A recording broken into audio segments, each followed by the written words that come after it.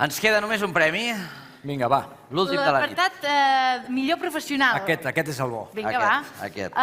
El lliurarà l'Enric Marín, degà de la Facultat de Ciències de la Comunicació de la UAP. I com que és un premi que ens fa especial il·lusió, el donarem i l'anunciarem d'una manera lleugerament diferent. Vinga, va. 1967, Barcelona, Catalunya. La Conxita i l'Antonio acaben de tenir el seu primer fill. Nen de mirada pura i brillant? Efectivament, nen de mirada pura i brillant. I on és l'efecte d'això de nen plorant que tirem sempre que neix una criatura? No plora, Jair, no plora. Ha nascut mort! No, és viu. És un drama! És viu, és viu. El nen està perfectament. Però per sorpresa de tots, quan el metge li fa un copet a les natges per provocar que la criatura plori, el nano es gira cap al metge i li diu: escolti, ens hem passat una mica, no? Ja es va queixar en aquell moment? Ja es va queixar. Hòstia, nano. Es veu que sí. El nen es dirà com el pare, Toni. I de cognom? Clapés, Toni Clapés. És la típica música quan dius Toni Clapés. T'imagines aquesta música? Sempre. Antoni passa una infància d'allò més normal, ferrocarril amunt i ferrocarril avall, per anar a l'escola Viaró. Però si són de l'Opus, aquests? Sí, sí. Hòstia, no sortirà ben parat allà, aquest nano. No, de fet, de moment ho està suspenent tot. I no només això. Antoni té un somni. Vol jugar a futbol, vol ser un gran futbolista. Però els seus professors li destrueixen el somni en pocs segons quan li diuen que és un autèntic patata. Que es tregui la idea del futbol del cap perquè és més dolent que el pebre.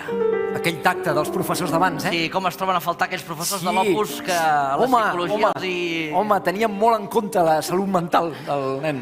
No corregirem en vermell perquè pot afectar-li... S'ofendrà. Millor li cardaré 4 hòsties. Veient que el nano va pel Pedregà, l'Antonio i la Conxita decideixen canviar-lo d'escola i el matriculen al Frederic Mistral. Allà el deixen jugar a futbol i sembla que les notes milloren. El que no millora en tota la seva infància és la relació amb els metges. Antoni els hi té un pànic terrible. Doncs el tanto tònic, perquè no saps mai de qui t'has de refiar en un futur, eh? Tanto. Li fa molta por que li clavin agulles al cul. Collons, com a tothom, no? A tothom. És que, bueno, hi ha gent que li agrada, però ja és un altre tema que... Aquí ja no vull entrar aquí. Dels de la pàgina anterior, sobretot. Bueno, quan el metge el visita a casa, tots són corredisses. En una ocasió, el metge aconsegueix fotre-li la indicció sense que Antoni es pugui escapar. Però ha fet tanta força amb el cul... Però què vols dir que ha fet força amb el cul? Bueno, ha arribat a apretar tan fort les natges de la por i la tensió que ha torçat l'agulla de la xeringa. Hòstia, bones natges, eh? Sí. No és poca cosa, això. No se li veu perquè està assegut, sempre. Quan Antoni té 5 anys arriba un nou membre de la família, la Marga. Mentrestant, l'Antonio i la Conxita arrenquen negocis i treballen a diferents llocs per poder posar un plat calent a taula cada dia.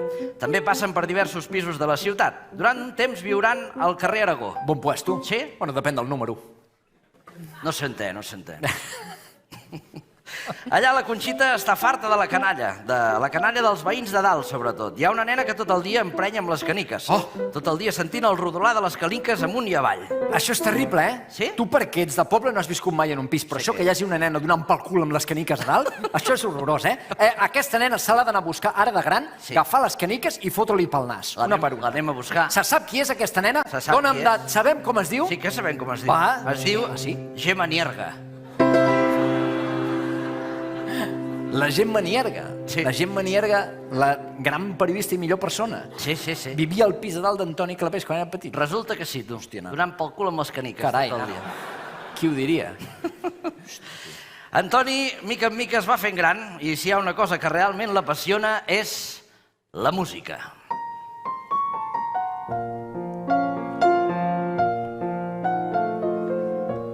Amb 16 anys comença a posar discos a Radio Minuto, discos que es porta ell mateix de casa seva amb una maleteta, i discos que compra d'amagat amb els primers diners que guanya. I dic d'amagat perquè cada vegada que arriba amb un disc nou a casa seva, la seva mare, la Conxita, li deixa anar... Ja has comprat un altre disco, Antonio? Antonio, comptes de comprar una revista porno? Vés a tocar-te al quarto Què és i el deixa que de comprar toca? discos. Ai, no sé què farem amb aquest nano, eh? Només escolta música. Que raro. És boig. Antoni sembla que ha descobert la seva passió. La música i la ràdio li encanten, però no tot són flors i violes. Sembla que no acaba de sortir-se'n. A l'emissora no el tracten massa bé i no veu clar que pugui arribar a tenir un sou que li permeti viure d'allò que tant li agrada. És per això que Antoni li planteja al seu pare que potser seria millor que deixés la ràdio i que anés a treballar a una de les sabateries que en aquell moment té la família. Però què diu? Però què és boig? Que no veu que serà el millor? Ah, no, clar, no ho sap encara. Ell no ho sap en aquell moment. Clar, és un pobre nano. Val. Ningú sap quin futur li espera, però sembla que el seu pare el té bastant clar. Li diu que ni parlar-ne, que ell val per la ràdio, que aguanti i que segueixi lluitant, que allò de treballar a la sabateria ja s'ho pot treure del cap. Collons, aquí va estar bé l'Antoni. Aquí va estar fi l'Antoni. Bé. I no volem allargar-nos més perquè la carrera que farà Antoni Clapés a partir d'aquest moment que acabem de narrar, que potser és, sense saber-ho, el més important de la seva carrera, ja la coneixeu tots sobradament. La casualitat ha volgut que fa ben pocs dies ell hagi perdut un referent i sigui el Toni ara qui ocupi aquesta posició perquè és i serà un referent per tots nosaltres. El jurat atorga el premi al millor professional al director dels programes versió original a Catalunya Ràdio i versió RAC1 a Toni Clapés i Casals.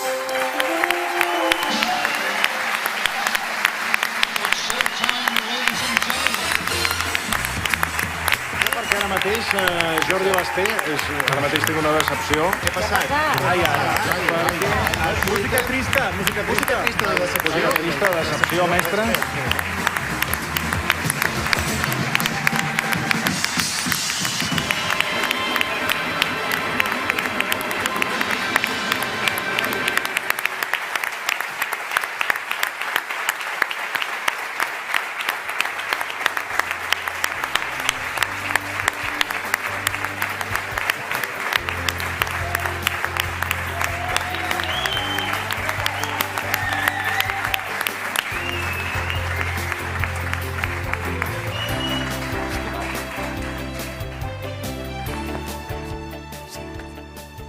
Bueno, abans de res, felicitar el Pello, el Jair, per la...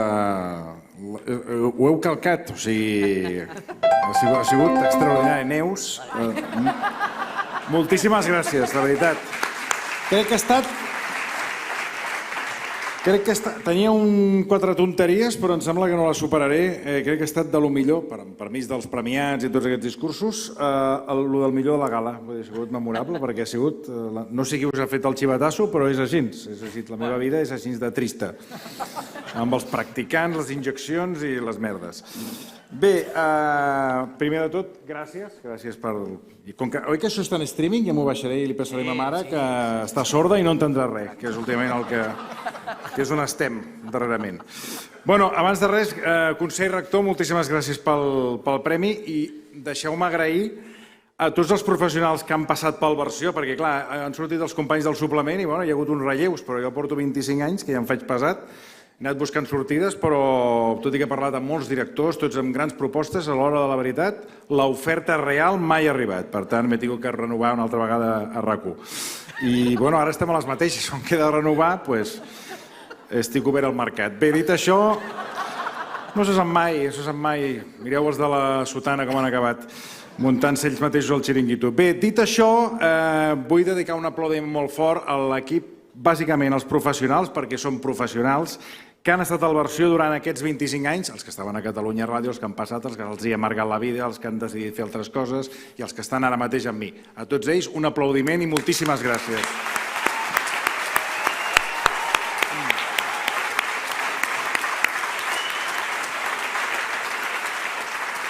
Bé, dit això, vam començar aquesta aventura fa 25 anys amb el Jaume Nolla, que és l'únic que queda d'aquests 25 anys, a la resta han fugit tots. I a qui vull dedicar un aplaudiment també és el senyor Marcelí Virgili, que ara que aquests... Em sembla que dimarts... No, espera't, no, pareu un segon. És que no puc venir a recollir el premi perquè no estic bé de les cames. No, si el premi és per mi. No, en tot cas... No facis gaire llarg, perquè això es fa molt llarg. No, ara vaig de seguida. En tot cas, quan baixis, ja me'l donaràs. Vale, doncs ja... No ho dic per un mal, eh? No, ja li baixaré el premi, no pateixi. Després una cosa per la fonia, que abans heu dit de la fulla de garrofer, i ja us recomano la fulla d'àpid bullida amb una mica de llet. És molt millor per la fonia pels que sou de la ràdio. Bueno, vostè també s'hi dedica perquè fa 25 anys que... No, jo estic jubilat, gràcies a Déu. Bueno, deixi'm continuar, que si no... A veure si acabes, perquè trobo que ho fas una mica massa llarg. Sí, no, és que ara ja acabo. Perdona que te digui, però si tu ets el millor professional, com serà el resto? perquè, escolta, seràs el millor professional, nyordo, perquè mira que Ràdio Associació tenia gent aquí a premiar, i mira que hi ha gent en aquesta platea, i ara les ràdios, les televisions, i et premien a tu, que només porta gent que parla castellà. Quina vergonya, me fa una vergonya, me fa fàstic per no dir una altra cosa. I què serà el pròxim? El Cárdenas. El Pedrerol, el Carlos Herrera, l'Albert Castillón. Per favor, va, aviam què diràs, perquè aviam el que trigues a parlar castellà. Aviam el que trigues a fer el canvi. Sí, no et descuidis del premi. No, ja li vaig a dir. Bueno, a veure, molt ràpidament, que és hora d'anar a sopar. Fa 25 anys vàrem arribar, aquesta mitja hora on esteu vosaltres ara, vàrem arribar a una ràdio on el correu electrònic era incipient, on el diari del matí marcava els temes de la tarda, on teòricament el públic a qui et dirigies era femení a la tarda, on podies marxar a dinar al Taita 2, on no existia la web ni les xarxes, on només calia alimentar l'antena amb continguts per la ràdio, on un uixier entrava durant el programa, entrava i aclavava les aigües mentre feies programa, on Xavier Salvà, muntador musical, aleshores buscava els CDs a la discoteca, pels més joves com una biblioteca, però amb discos o CDs, on els oients es queixaven per telèfon, trucaven a Elisabet Espuny, aguantant la frase «Senyoreta, el sou li pago jo», on hi havia magnífics lots per Nadal, on quan demanaves una unitat mòbil no es disposava, que en aquest cas demanaves a la tarda una mòbil, no en disposaven perquè, tot i tenir-ne 8 aparcades al carrer, no hi havia tècnic, perquè a la tarda sempre tiraven del que quedàvem de l'ofet del matí, el Bassas ho arrasava tot, és com els hotels d'aquests del matí quan vas de turisme, i el que quedava és el que fèiem. Els anys han anat passant, 25, i tot ha canviat. Ara de l'antena s'ha de fer peça web, tuits, Instagram, TikTok, Picoc. Dino davant l'ordinador, un trisàpat del fornet del Rossent, que ja no sé quin demanar. El diari, tal com va dir Josep Pla, és paper a les 12 del migdia. La informació i els continguts al matí ja no valen a la tarda. S'ha d'actualitzar permanentment. El públic que ens escolta és transversal, ja no és femení. Ens enganyen amb fake news, recentment, per exemple, la mort de Josep Carreras, has de contrastar, ho diem, no ho diem, hi ha uns nervis a l'equip, tira-ho, no tiris, espera, contrastem, truquem a la Cavaller i del disgust una mica més i la matem amb ella. Però després li diem que no, confirmem que és fals. Les crítiques t'arriben directament a través de Twitter, imbècil, gilipolles, nyordo... Al teu voltant tot és cada dia més políticament correcte. Les músiques estan al Dalet. Ja no existeix la discoteca. I aquest Dalet es penja, braços oberts del tècnic, obre el micro, que ara són tècnics, no muntadors musicals, obre el micro i... Parla, xaval, que... No hi ha res més a tirar. No hi ha res a l'antena. La mòbil es podreix al pàrquing, perquè ara les mòbils no circulen, gràcies a la Colau. Ara el que circula és els taxis amb reporters amb Quantum, és lo nova más, el Quantum, o una cosa que anomenen el reporting o el Merlí. És l'època de començar una conversa acceptable amb un convidat i acabes parlant amb dos iogurts i un fil de seda, perquè no hi ha manera d'escoltar el convidat. És més, s'acaba tallant la conversa. Però després parlem del 5G en el Congrés de Telefonia Mòbil.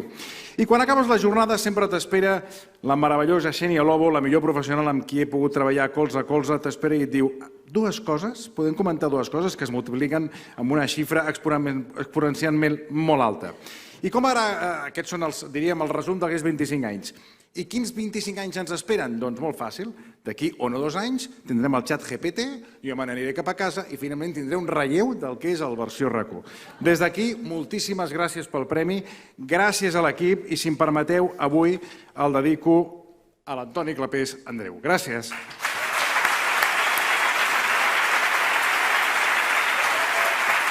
Aquí deixes.